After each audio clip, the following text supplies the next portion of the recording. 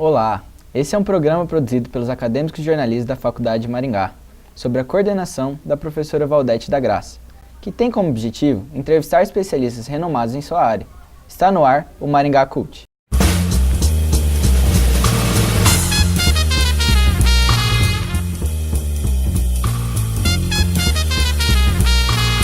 Maringá Cult. No programa de hoje, vamos falar sobre o cinema trash e também sobre o cinema independente. Para conversar conosco, recebemos dois convidados especiais que entendem muito sobre o assunto. Marcelo Bugarelli, assessor de comunicação da concessionária de rodovias Viapar, foi o primeiro editor de cultura do jornal O Diário e hoje mantém o Cine CBN da Rádio CBN. Nosso outro convidado é João Rico, roteirista e ator de filmes, possui um alto conhecimento sobre o cinema e produção independente. Os filmes trash são aqueles filmes produzidos com um baixo orçamento, que não tem uma mega produção e que te assustam ou te fazem rir pela maneira como as cenas são carregadas de informação e às vezes elas apresentam até erros de produção. Essas características e elementos, eles parecem ser o que chama atenção no filme, né? Com certeza. Com certeza, exatamente. E a respeito do gênero, aparentemente o terror é o que mais é utilizado, mas será que tem como utilizar outros gêneros como romance, drama, comédia, etc? Até o western, né? Até o western sim também, pode sem dúvida nenhuma. Há essa possibilidade. Com esse gancho que você falou do western, você podia explicar um pouco pra gente o que é um filme western? O filme um de bang western. bang, né? É. Isso, o filme western na verdade é um bang bang, né? Então esses bang bang, eles na verdade eles vieram daquela origem daquelas colonização daqueles americanos, na época dos americanos, da colonização. Então de lá para cá veio, porque naquela época aquele pessoal andava armado para defender os seus ideais, defender, né, as suas terras. Então daí começou a surgir, alguém teve a ideia de poder, através disso, trazer para o presente, ou melhor, para a fantasia, para a ficção, um filme de western. Aí onde foi criado esse filme de western, né? Aí se espalhou, primeiro foram os americanos, na época do John Wayne, né? O Henry Fonda, tantos outros artistas dos filmes de western. Aí depois começou a surgir o bang bang italiano, que são conhecidos como os westerns spaghetti. Os espaguetes, né? Os western spaghetti que fala, né? Espaguete por causa do macarrão, a história do macarrão, né? Então aí foi onde começou a surgir, e foi onde fizeram mais sucesso, na verdade, né? Os bang bang italianos fizeram mais sucesso do que os próprios bang bangs, ou melhor, do que a própria era John Wayne, né? Então foi onde se expandiu e aí surgiu o western, que são um dos mais famosos que tem, são os westerns italianos. Muito legal.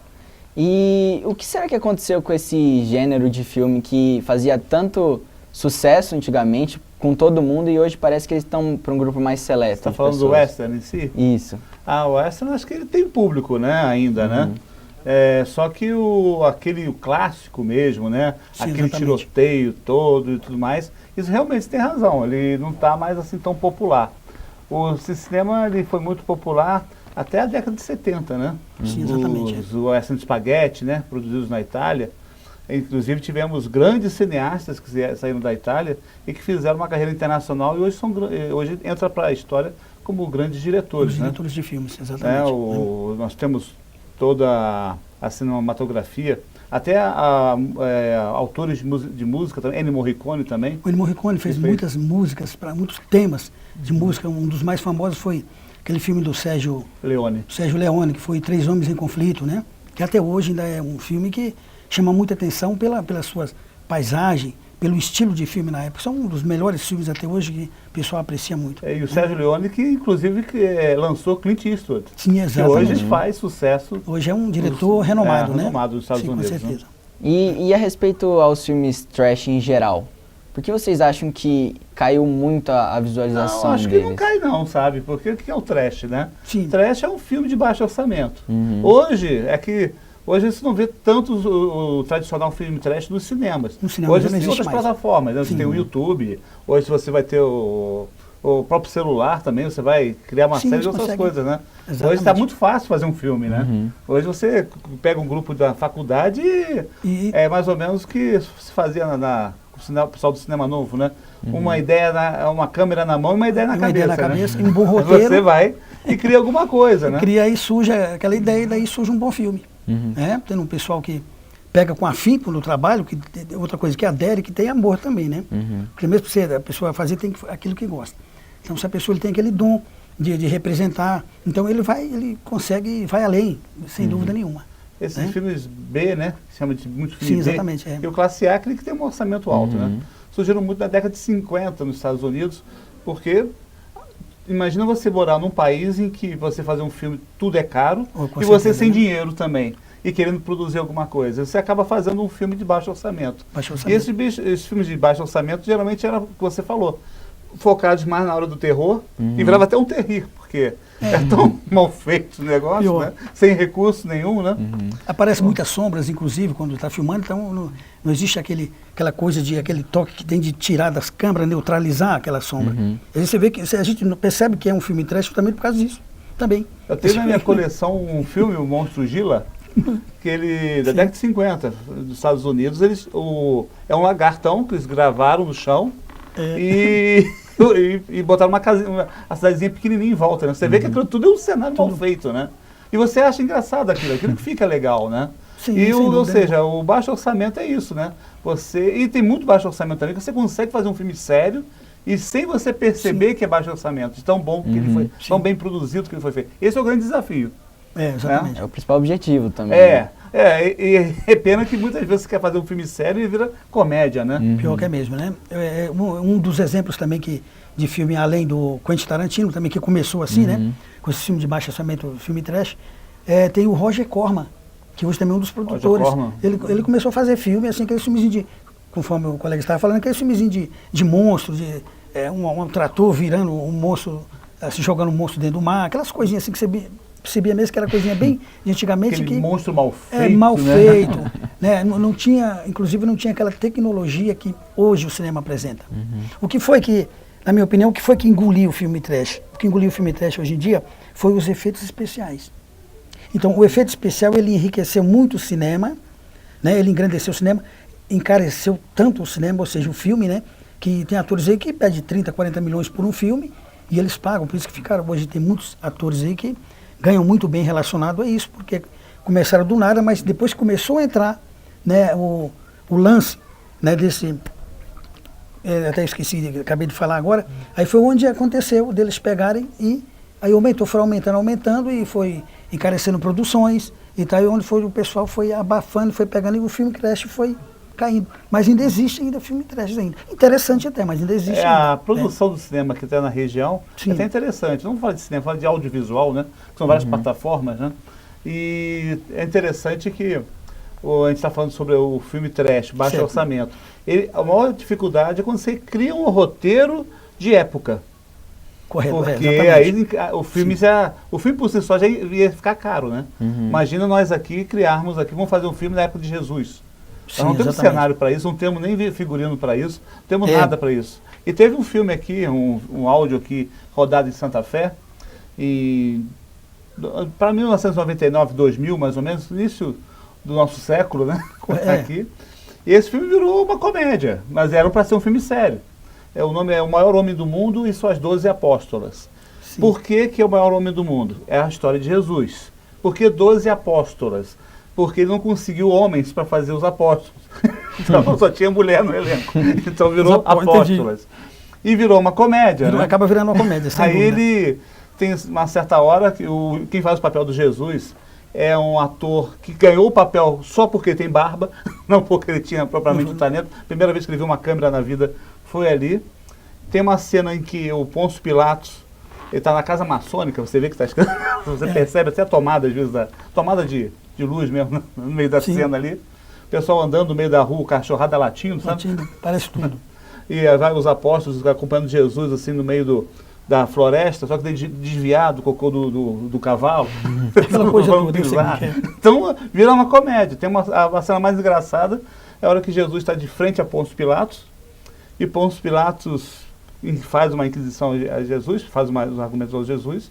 Jesus fala, ele fala assim para Jesus: saiba que eu tenho poder, o sotaque daqui, né? Poder de crucificar ou libertar, quer ver?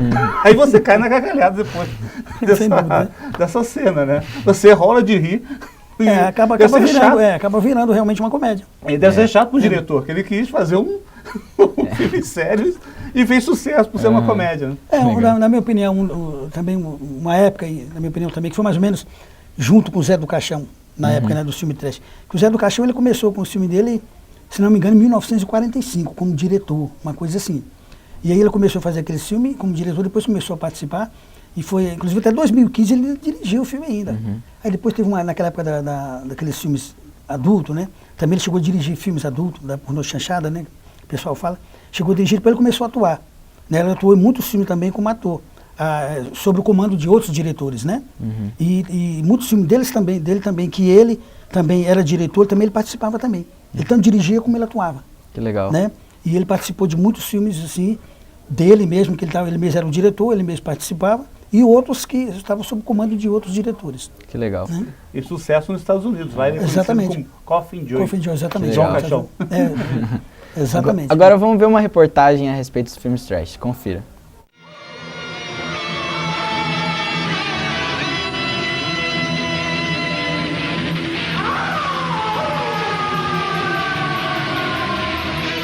Filme trash, filmes de baixo custo ou usando equipes e materiais baratos. Agora imagina um programa dirigido pelo ícone do terror Zé do Caixão, nas tardes na Band, 96 a 97. Os mais medonhos horrores do cinema.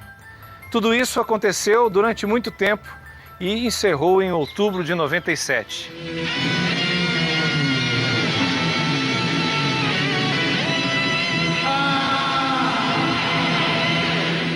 Vimos agora um grande exemplo de um filme trash do Brasil que fez muito sucesso, né? A que se deve todo esse sucesso?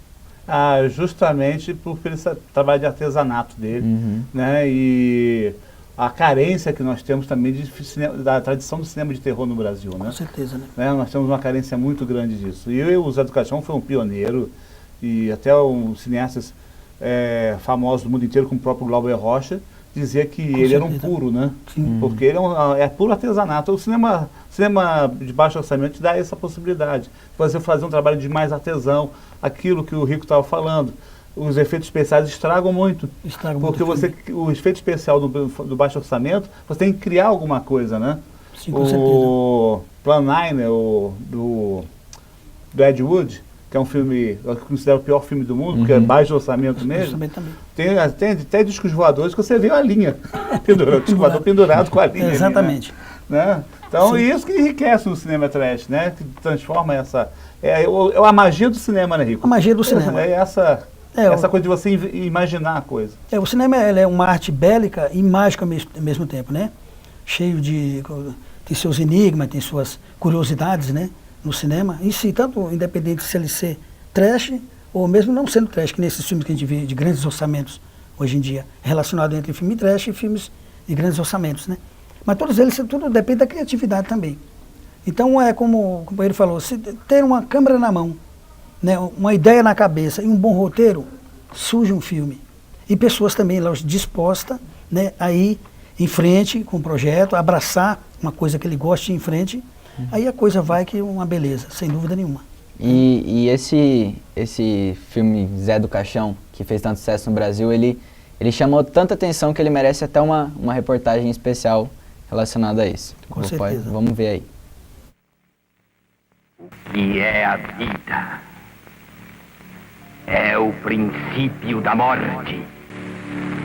O que é a morte?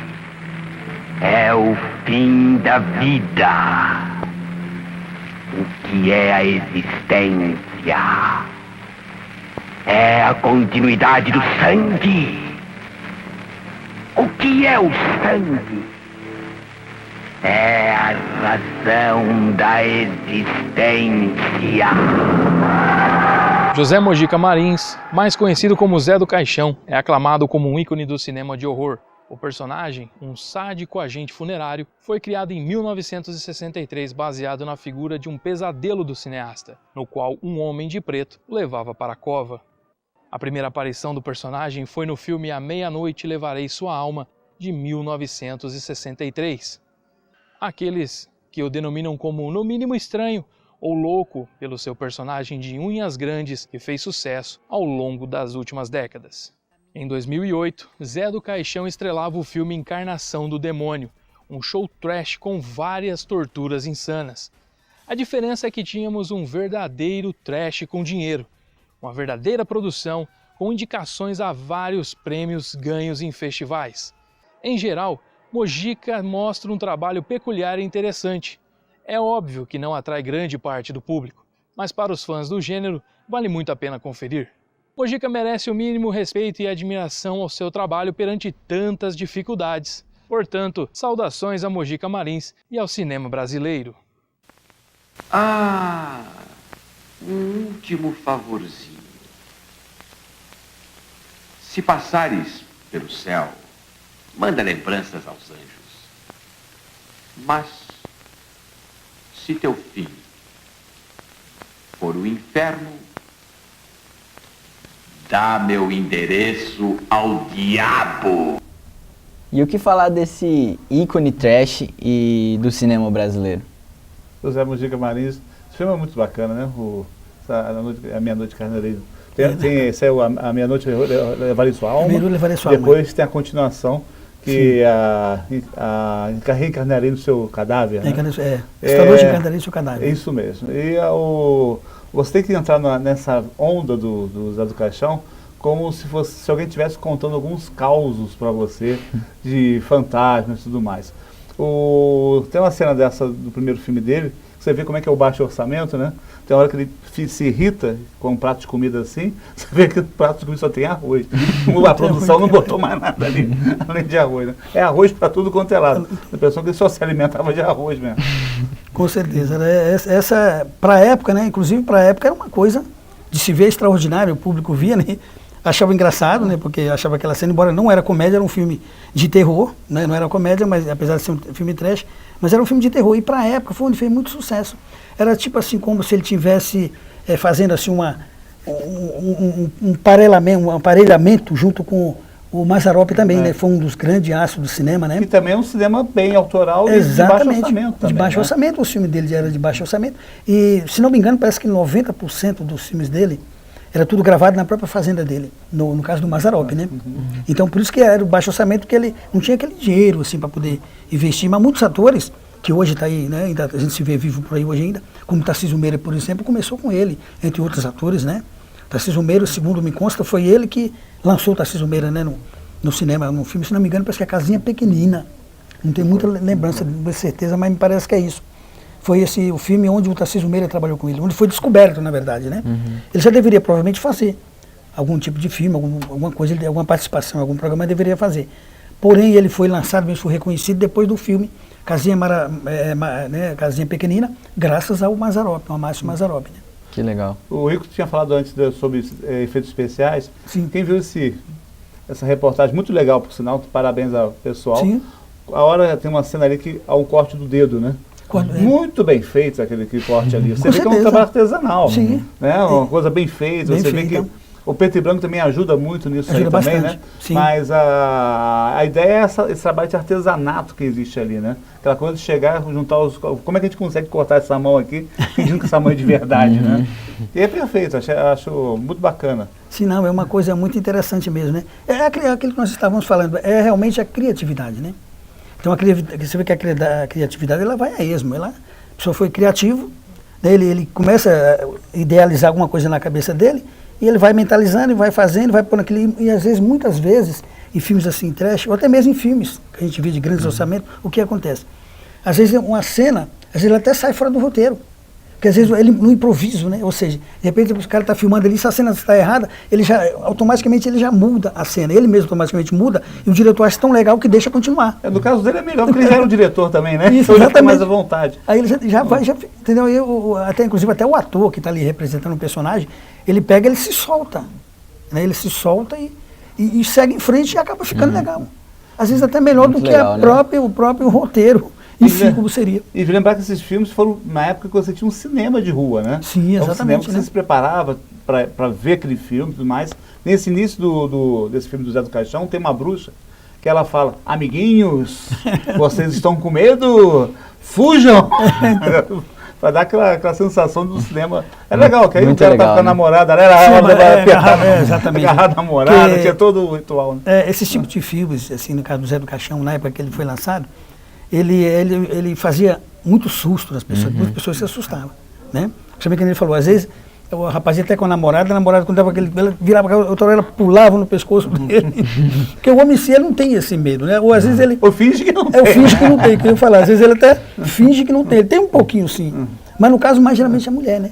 E não, ele aproveita que é a hora dela agarrar ele, né? Exatamente, ele aproveita, quieto, opa. Né? Opa, é agora. Muito legal, né? Tinha um diretor também, da década de 60 e 70, americano, William Castle.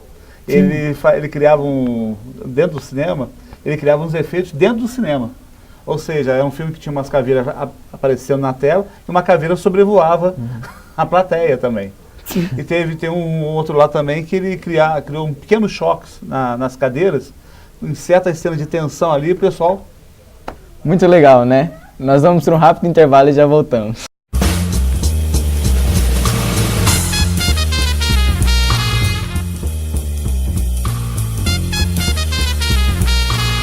Maringá Cult. A escolha da faculdade é uma escolha de vida. Há 18 anos, a Faculdade Maringá tem mudado a vida de muita gente com ensinos de qualidade. Faculdade Maringá, um nível superior de ensino. Fone 3027 1100.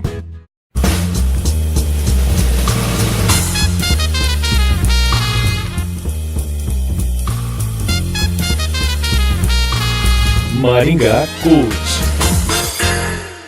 Estamos de volta ao Maringá Cult, aqui com José Henrique Bugarelli.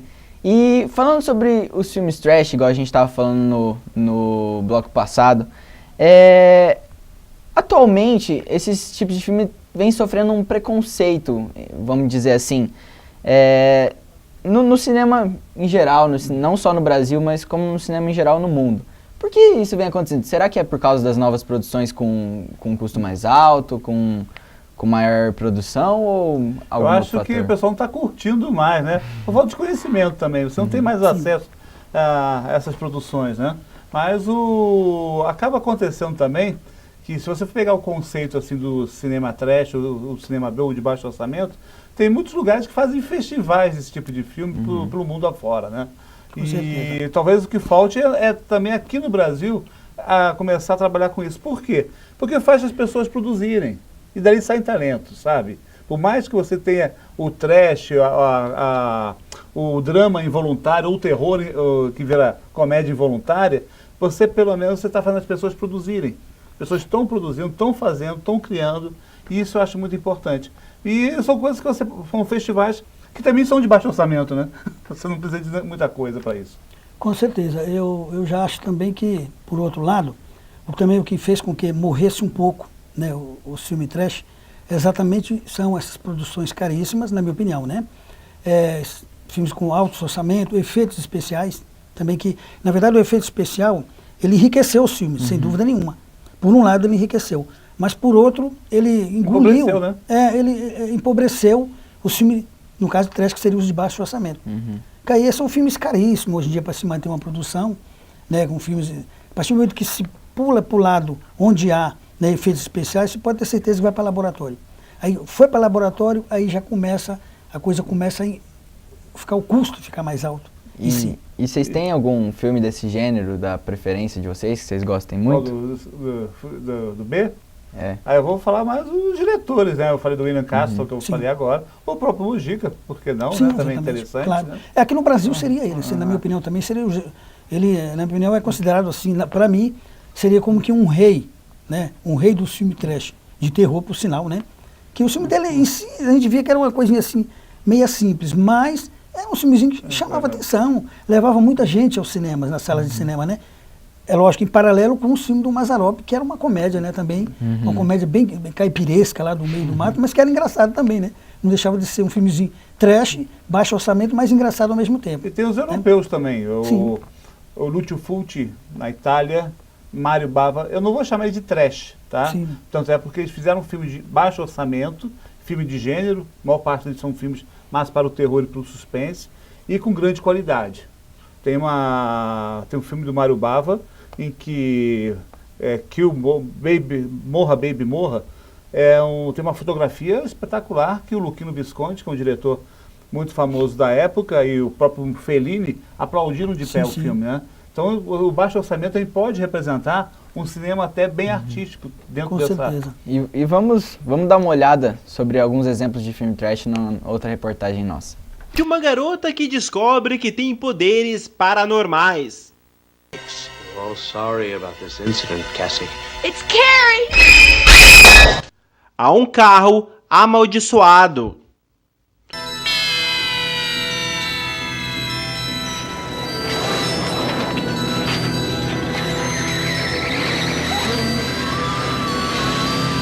Carrie, a Estranha e Christine, o Carro Assassino são um dos filmes que marcaram a carreira do escritor Stephen King. O autor tem várias histórias de terror que se consolidaram na história do cinema. Entre elas, Louca Obsessão, que deu o Oscar de melhor atriz coadjuvante para Kate Bates, e Iluminado, dirigido por Stanley Kubrick e tem Jack Nixon no elenco. Here's to 5 miserable months. Iluminado. E é interessante como vários filmes trash, eles têm inspiração em alguns livros, né? Em alguns textos como os do Stephen King. Que são textos até como Carrie, A Estranha, It, Sim, com certeza. que são adaptações dos livros dele. É comum alguns filmes trash buscarem inspirações de livros de outros autores? Eu só faço um comentário aqui. Nenhum desses filmes aí é trash. Sim, com certeza. Todos os filmes de alto orçamento. São bilionários, né? Carrie, Christine, John Carpenter, Sim, Carrie, temos o Iluminado aí, do Stanley Kubrick, né? Correto. Então, quer dizer, são filmes ali que são de alto orçamento, né? Mas que você falou, se busca esses filmes, sim, o Roger Corman, como o Rico falou, ele fez na década de 60 toda uma série de filmes baseados em Edgar Allan Poe. Sim, com certeza, exatamente. O Corvo, tem aí também a Queda da Casa de Usher, muitos filmes, praticamente todos, acredito que o Roger Corman deve ter feito pelo menos uns 9 a 10 filmes baseados em Edgar Allan Poe de baixo orçamento para os padrões de Hollywood. Sim, tá? Não claro, os nossos padrões aqui. Porque ele conseguia fazer em um mês 3 filmes. Ele aproveitava, o baixo orçamento era esse, ele aproveitava o mesmo cenário, ele aproveitava uma parte do guarda-roupa e até o mesmo elenco. Contratava o elenco no início do mês e fazia um abate geral, né? Com certeza. E com certeza os filmes dele, se você for ver, você não consegue perceber que aquilo é um filme de baixo orçamento. Parece um filme rico, né? Sim, exatamente, um filme até criativo, né? Onde tem criatividade.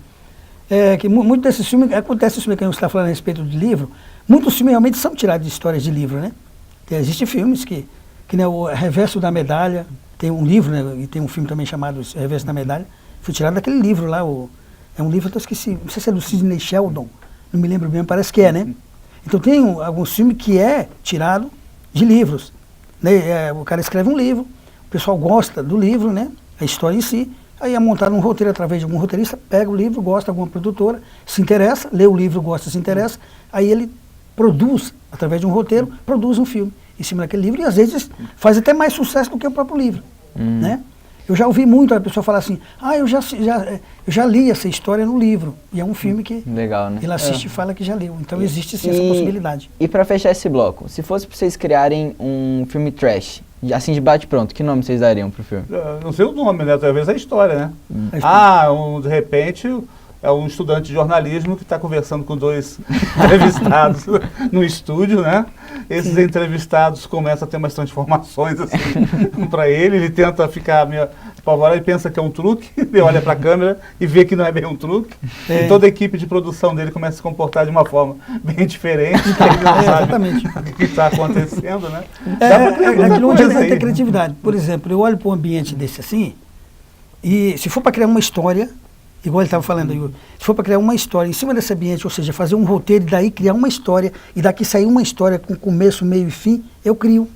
Eu começo a criar, começo a fazer, vou dando vida, né, aos personagens, com o começo, o meio e o fim. Muito legal, né? Então é uma coisa que eu tenho 9 roteiros prontos de ação, drama, romance, evangélico, e agora eu estou trabalhando nesse western, né? Que é o primeiro que vai ser. Você falasse um pouco do western depois aí. Do western, sim. Depois do intervalo vamos dar uma... Vamos falar uma conversada sobre isso. O filme aí que você falou, agora já tem, Samuel Sobrevive. Muito bom. Então não saia daí, no próximo bloco a gente vai falar um pouco sobre atuação no cinema independente.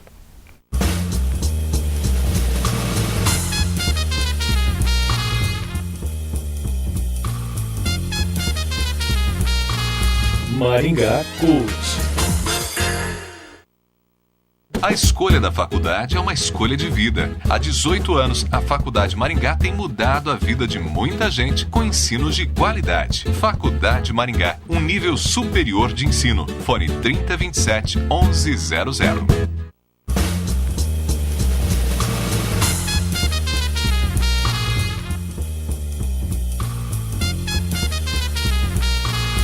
Maringá Cult.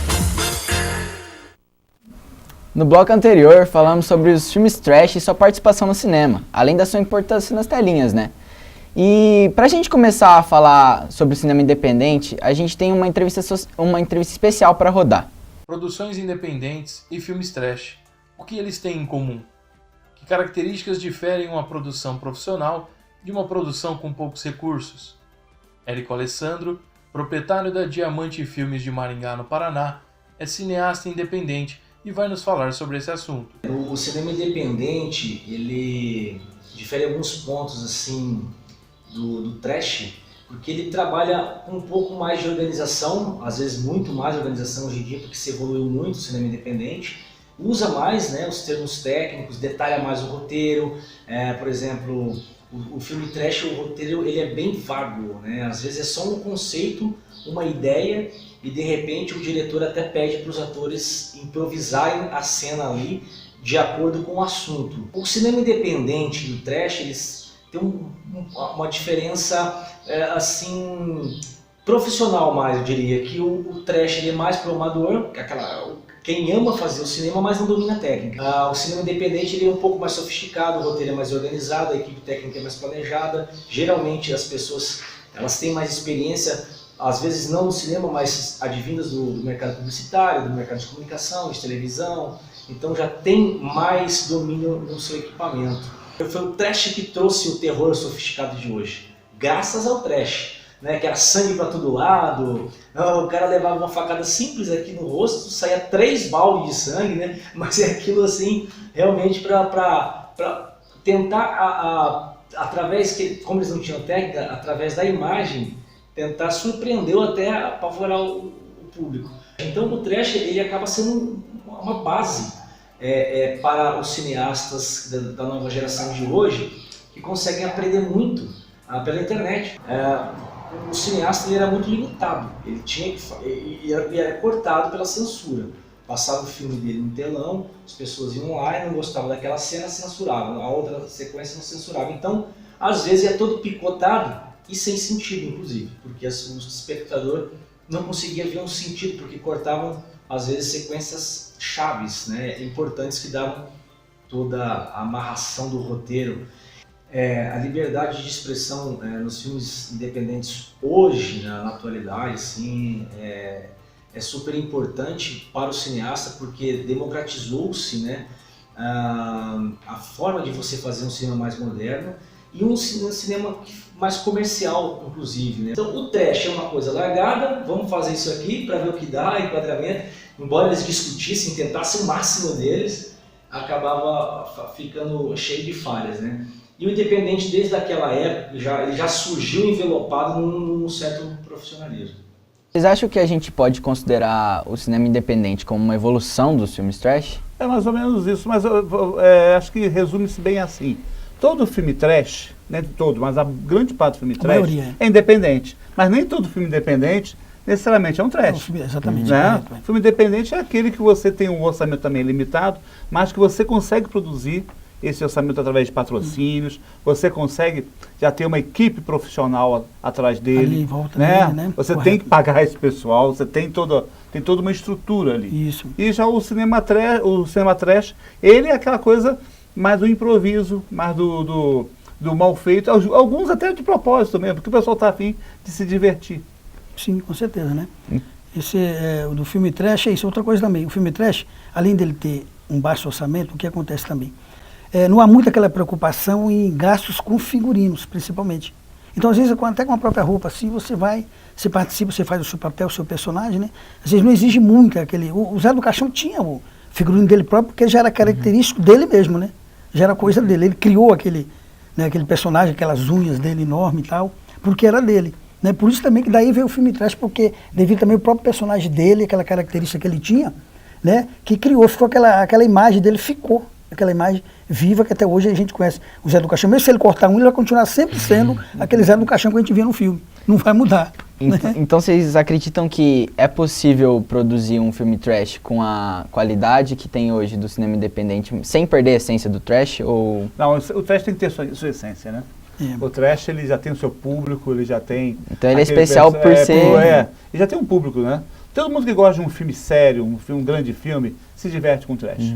Ah, sim, tá? Com certeza. Você pode gostar de grandes obras-primas do cinema, mas você gosta do trash justamente porque ali é aquele trabalho do artesanato, aquele trabalho da paixão de quem não tem recurso nenhum, mas quis fazer e produzir alguma coisa. Exatamente. Então, por exemplo, eu gosto, eu acho bacana até, por sinal, esses filmes, alguns filmes com efeitos especiais, não todos, porque às vezes tem efeitos especiais que ele é muito exagerado, na minha opinião, né? Ele é muito exagerado. São os efeitos especiais que eu acho bacana, por exemplo, do filme A Múmia, um exemplo, né? O filme A Múmia tem aquela cena, quando a múmia entra, né, na caída e fala, olha o gatinho, o Brandon Fraser, né? Faz lá esqueci, Cono, parece uma coisa assim. E aí olha o gatinho, quando faz gatinho, aí ela se assusta e faz aquele redemoinho, vira aquela poeira e some pela janela fora. Então são efeitos especiais que eu acho bacana. Agora, o que eu não acho bacana, por exemplo, no filme de efeitos especiais, que não é mais trash, porque já o efeito especial engoliu, né, aquele característico do filme trash. Então o que acontece? Aí quando entra essa cena assim, desse filme trash, em parte em si são bacana, mas em parte não há. Assim. Agora aqueles quando tem de voo, por exemplo, o cara dá um pulo, daqui a pouco até em cima de uma montanha, aí você vê que o cara passa assim, voando por cima de um rio, aí já está do outro lado. Eu já vi filme, quando, por exemplo, um exemplo de um filme de luta, né? Por exemplo, aquele é O Tigre e o Dragão, do Ang Lee, se não me engano, né? Um filme chinês. Eu assisti. Eu assisti também. Mas é um filme de luta bacana, mas não poderia ser um filme de luta normal. Ali os caras pulam na montanha, lutam em cima de uma árvore, pulam na árvore no outro. É a estilização do diretor ali, né? O estilo dele. O estilo dele, fazer uma coisa plástica, né? Exatamente. Uma luta plástica. Né? O Tarantino fez muito disso em Kill Bill. Também, Kill Bill volume 2. Você vai ver que a luta também é muito plástica também, né? É inverossímil, né? Aqui não pode acontecer, mas você vê pela beleza plástica. E para produzir esses filmes mais independentes, você precisa já de um conhecimento do cinema, alguma coisa assim. Tem uma técnica. Inclusive há festivais só para cinema independente, né? Sim, exatamente. E ali você vai ser cobrado como se fosse um grande filme comum. Você vai ter que ter produção, eles vão te cobrar tudo isso, uma fotografia, uma direção, um roteiro, atores também que realmente sejam profissionais, né? Você não tem... Com certeza. E muitas vezes a gente pega, o produtor, ou o diretor, ele pega uma pessoa que não é ator, ou seja, nunca atuou. Ele pega e ele transforma aquele ator, né? Aquele ator ele se transforma depois em um grande ator. Né? Porque tem sempre essa possibilidade. No caso do Érico, por exemplo, né? Eu já trabalhei com ele, com o Érico, né? Já trabalhei com ele, até nesse filme que ele está falando aí, no Estágio 3, né? Onde eu faço um personagem que é um deputado, né? Que morre, está envenenado, aquela coisa toda. Então, nesse filme também é um filme, assim, em parte, ele não chega a ser muito trash, mas é um filme independente, na verdade não é trash, mas é independente. É um filme independente onde necessita de recursos, né? Necessita às vezes até que não é, por incrível que pareça, na minha opinião, no Brasil não é muito fácil fazer um filme independente. Se faz, se consegue fazer, como nós estávamos falando, se tiver uma ideia boa na cabeça, uma câmera, um bom roteiro, você produz um filme bom, que às vezes atrai um bom público também. Muito bom, leva né? um bom público aos cinemas. Né? Mas, infelizmente, na minha opinião, o que estragou um pouco, né, o filme independente, hoje em dia, é o incentivo que às vezes não tem. Né? Por isso que muitos optam pelo, que no caso, o meu é independente.